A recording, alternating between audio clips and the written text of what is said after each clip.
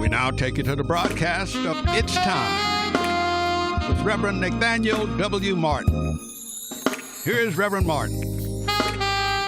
Good afternoon, good evening, good morning. We never say good night. We just thank God to join you wherever you are at the point that you are interacting with us. And it's so good now that we don't have to be confined to any one spot in order to hear revealed truth and in order to communicate one with another. My name is Pastor Nathaniel Wayne Martin. Let that Wayne slip out. Nathaniel W. Martin, pastor of New Life Institutional Baptist Church of Los Angeles, California. And we're grateful to join you at this time. Our program deals with social issues, but then that's what the gospel deals with. So we're dealing with what God deals with, which how man treats man, man's inhumanity to man, if you will. And we are addressing the issues of fairness in wages, fairness in pay, fairness in labor. Keeping in mind that a lot of us are out of work and a lot of us don't work. A lot of us are in business or struggling to make it with a part of a job and part of a business and pushing our business plan and the like. However, our basic emphasis is on getting you paid. Our marching orders come from the 5th chapter of the book of James, verse number 4, which simply says, "Behold, the hire of those who have reaped down your fields, which is of you kept back by fraud, crieth, and the cries of them that have reaped have entered into the ears of the Lord of Sabaoth." God is concerned that we get paid. It follows the theme of the entire biblical revelation, that eventually we're all going to get paid. We'll get paid by God at the end of the world, but we are to treat each other right in the meantime. And so we thank God for the privilege to share with you. But in the Old Testament, there is a backup text for that. And you must excuse me, I've got all of these tablets and pieces of paper. It says in the 24th chapter of Deuteronomy, beginning at verse 14, "Thou shalt not oppress an hired servant that is poor and needy, whether he be of thy brethren or of thy strangers that are in thy land within thy gates. At his day thou shalt give him his hire, neither shall the sun go down upon it, for he is poor, and setteth his heart upon it, lest he cry against thee unto the Lord, and it be sin unto thee." That's the Old Testament view of person should get paid, and the New Testament view that says you should get paid. Nobody's supposed to keep your money. You're supposed to get paid for the labor, because once you put your labor out, you can't get your labor back. And if they go bankrupt on you, they still owe you. If they skip out on you, they still owe you. And if it's not but a penny, they owe you that. And you are supposed to be compensated, which is a modern word, or just plain paid. Pay me for what I have done. And so these factors impact the entire society, because I need my money to have a house, or to have somewhere to stay, to have shelter, to have food in order to eat, in order to have clothes to put on your back, in order to provide education for yourself and for your family. All of these factors stem from the fact that you must have an income. I know I can get an amen on that. And you cannot smugly say, well, I get my money under the cover, under the table, from the government grants or whatever. No, we all have to get paid, because if you get your money and don't give me mine, there's going to be a problem down the road, as we see in our society today, where we're rapidly rushing toward the society that was identified in the Bible. Either you're rich or you are poor. And in the Bible, there was no middle class. And in America now, we're getting rid of the middle class, but not in a good way, because God didn't intend for any of us to go hungry or to be homeless or to be without, as demonstrated when He put Adam and Eve in the garden. Everything they needed was right there. When God, centuries later, divided the Egyptians from their slaves, to use a kind word, and told Moses to lead them to the promised land that He had promised to Abraham in former generations. He gave them, notice I said He gave them a land, and He gave them houses, and He gave them fields, and He gave them wells and vineyards, all that it takes to have a living, to have a life.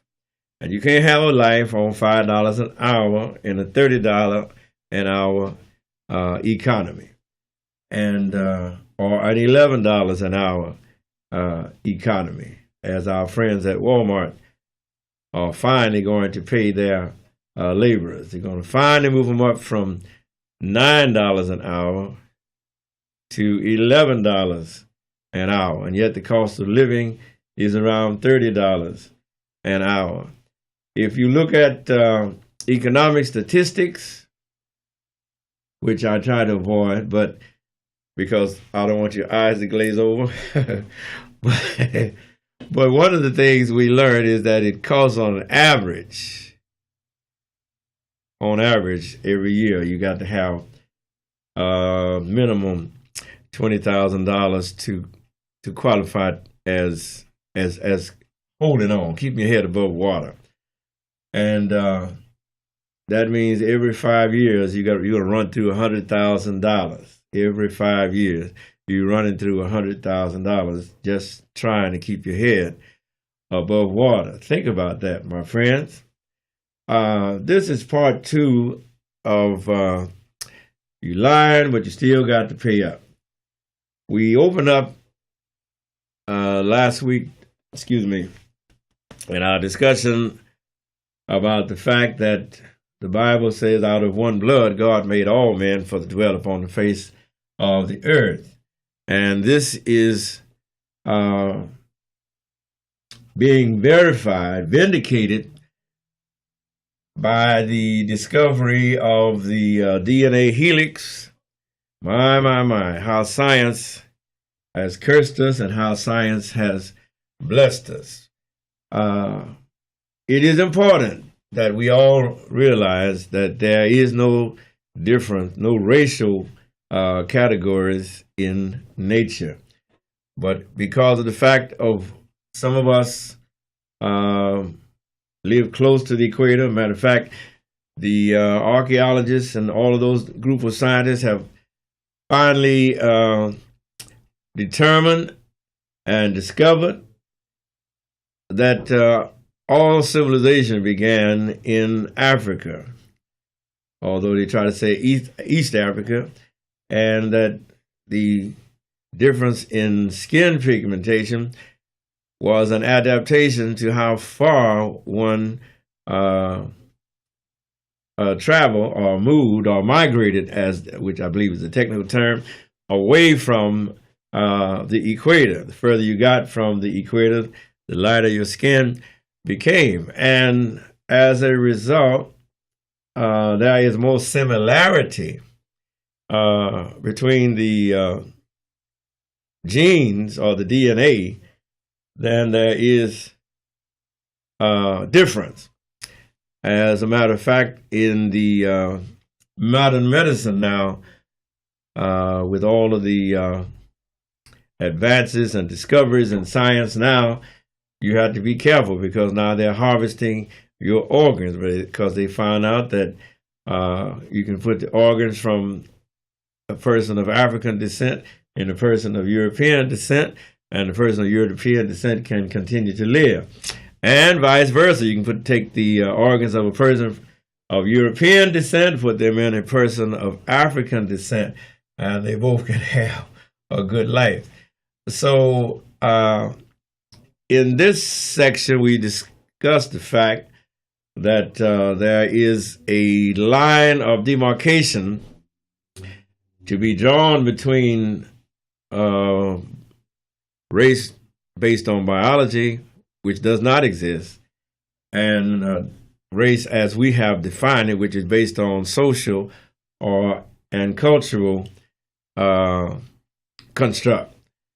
And so that is one of the great discoveries, if you call it that, if you will, although I think it's just God uncovering more of the truth and revealing the fact of how we've been lied to in our culture. And keep in mind that racial distinctions did not begin until either 1492 thereafter, or before. You could put it back in 1392 with the papal bulls that began to issue forth from the Vatican, from the Pope. And but in other words, you've had about a 600-year run of the myth or the delusion, as the Bible calls it, of race, with the concomitant theory of racism that has sustained these racial lies or these racial fallacies. Remember, if you were studying logic and if you begin, your premise is faulty. If you start with a faulty premise, then your conclusion must likewise follow that premise and likewise be faulty. And race and racism are faulty. That means they're wrong. They are wrong. If you start wrong, you end wrong. If you begin false, you end false. And so that is what we are confronted with in the United States of America. Why is that important? It is important for many reasons. Government policy was based upon racial factors. Housing policies, housing discrimination were based upon racial factors. Where you live, that's where your schools were placed in America. And so if you lived in a white community, you had good schools. And if you lived in a black community, then your schools were concomitantly less good.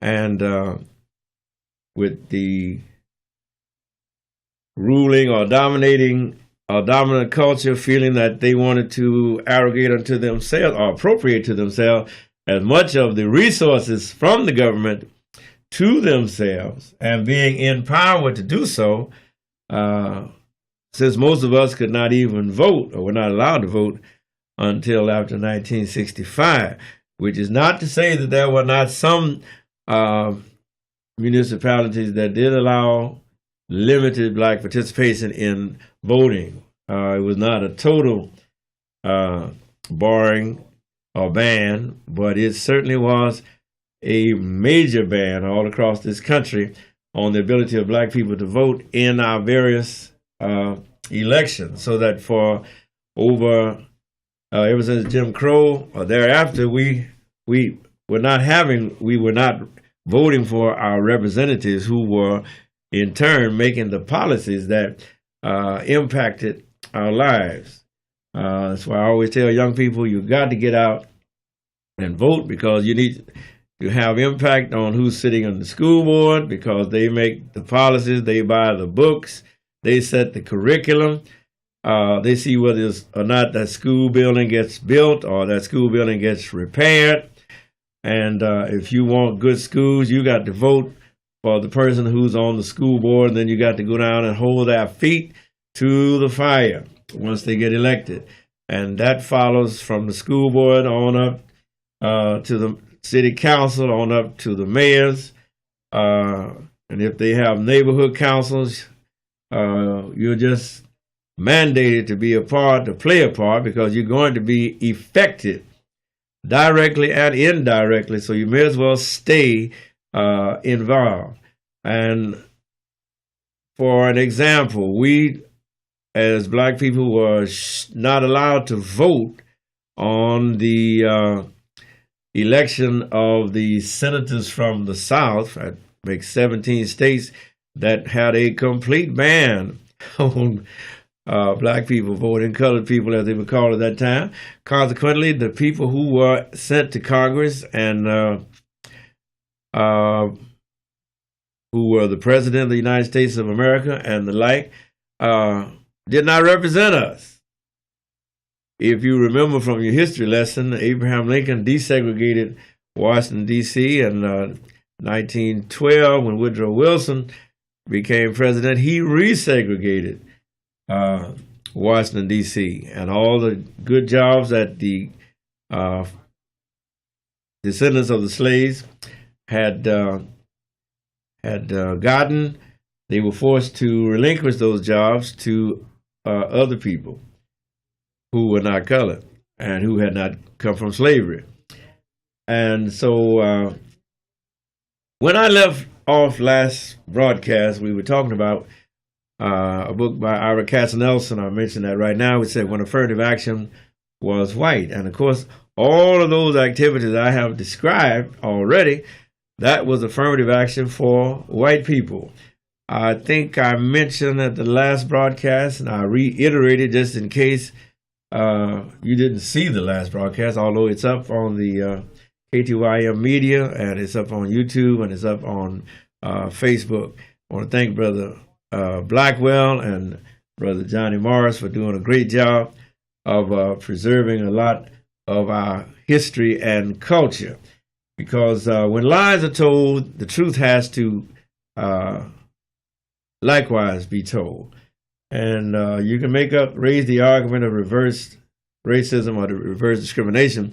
But if you've been holding me down for 100 years, and then I finally push you up and offer me, then here comes your brother to tell me that you can't do that because that's reverse racism. You can't. He's held you down by racism, and now you're getting up. But that's reverse racism. You cannot be a racist. You got to first reach the point of equality and equity. And after that, we can discuss reverse racism.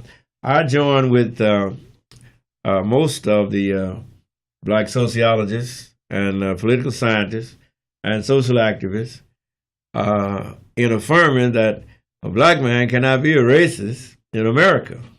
Because regardless of what you think about how a white person treats you, you do not impact how they live. For instance, when Negroes attempted in Los Angeles, let's say in the state of California, to move over or buy a house in Inglewood or somewhere like that, they were going to get a cross burned on their lawn. They were going to get an association banging on the walls and telling you to get out. That's racism, applied racism. Right now, in most of the cities across America, you're having a phenomenon, especially in Harlem, called gentrification, wherein white people who did not live, who shunned and scorned and held contempt for black communities are now discovering that those are nice places to live, and they're moving back in. And you know what? Nobody's burning a cross on their lawn. Nobody's shouting down, telling them to get out of our neighborhood, and we got restrictive covenant to say you can't buy that house, you can't buy that property. And so we're not in a position to be labeled as racist. My brothers and sisters, don't put that guilt trip on me. I don't block any group from going to school with my children or my grandchildren, simply because I'm not in charge of the school board I'm not in charge of the curriculum, and I don't have that power.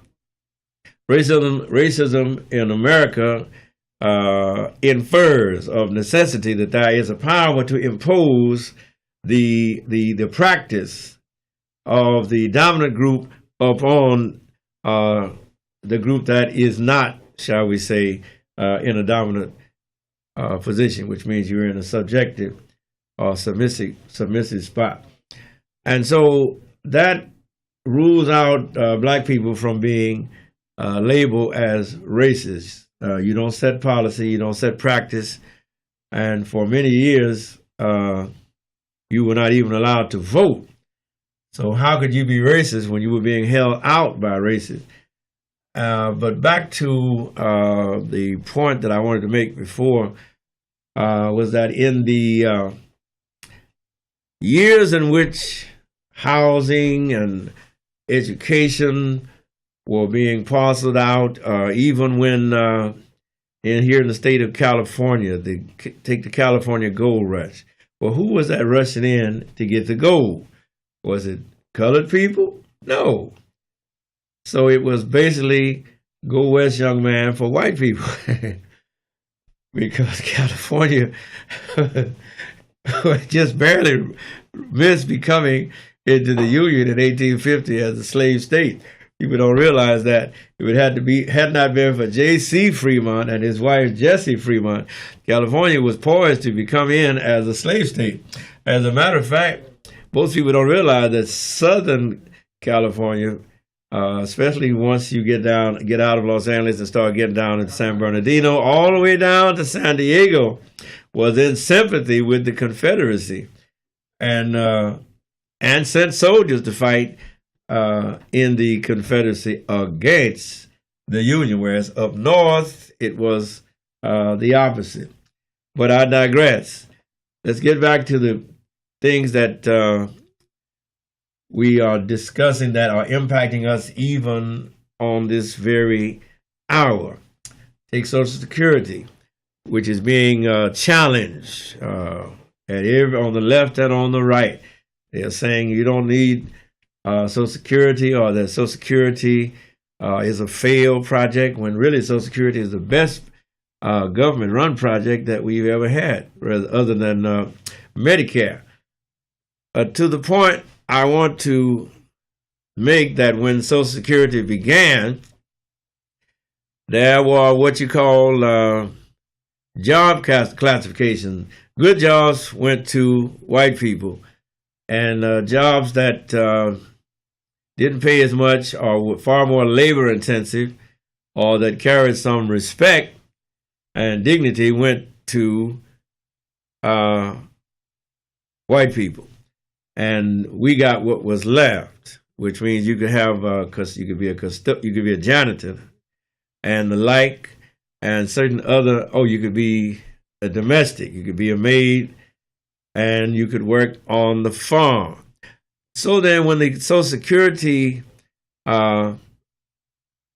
program was being initiated in 1935, then the categories where the demographic concentration was colored was left out of the Social Security program.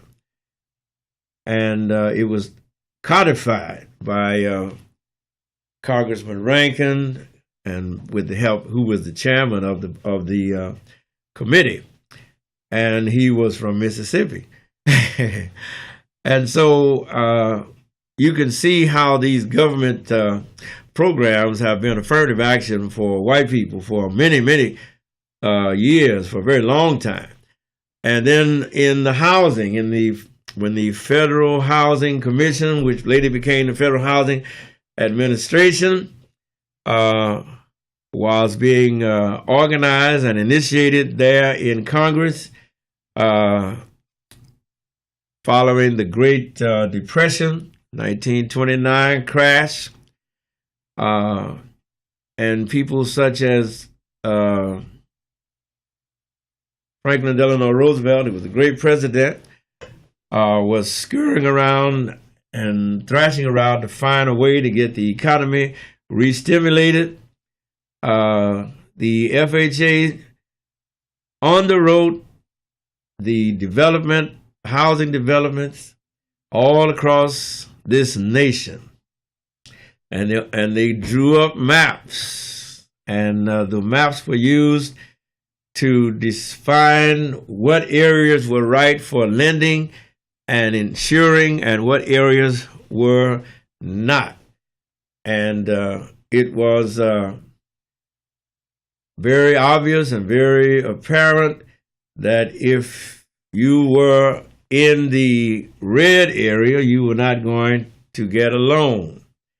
Whereas if you were in the green or the blue areas, then you would definitely be approved for an FHA loan and the subsequent insurance. Again, that was affirmative action for white people, not for black people, because you were not allowed to get a loan, and you were not allowed.